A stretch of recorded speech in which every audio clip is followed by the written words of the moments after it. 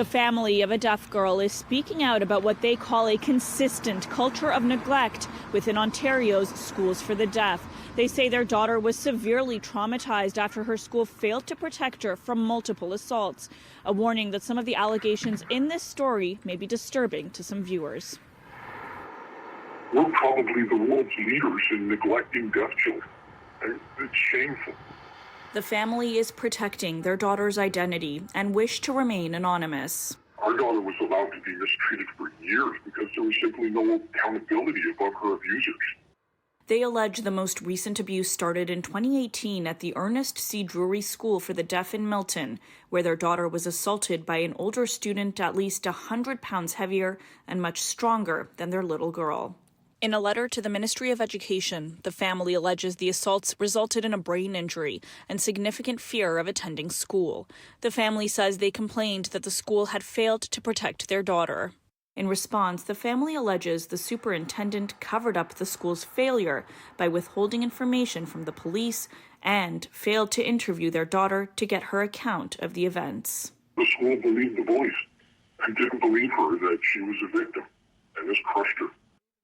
Which just made her health so much worse because she was walking around terrified of getting hurt.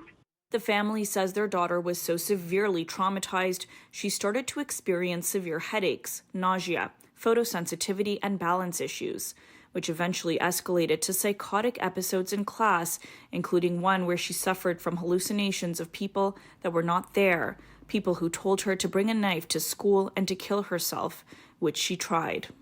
They say the school denied their daughter medical accommodations, which caused avoidable and life-threatening physical and mental health struggles.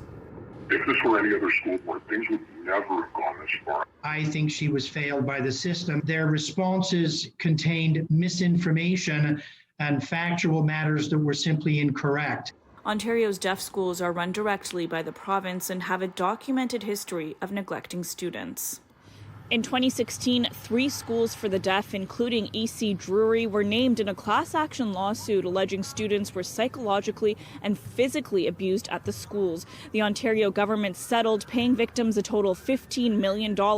And while the families hoped that the lawsuit would bring about change, they say the abuse and neglect only continued. In a statement, the Ministry of Education tells us, "We take any allegations of this nature very seriously and will fully investigate any such allegations.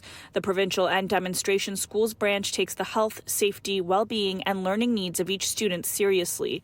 They also add it would be inappropriate to comment on specific student cases. It isn't a solution to simply have a new class action settlement every generation. They have to get to the root of the problem. And it seems to be a problem of supervision based on what we've seen. The family wants the province to appoint an independent investigator to examine the school. They're hopeful that filing a complaint with the Ministry of Education and exposing the abuse will only improve the system for all of Ontario's deaf students. For City News, I'm Tina Yazdani.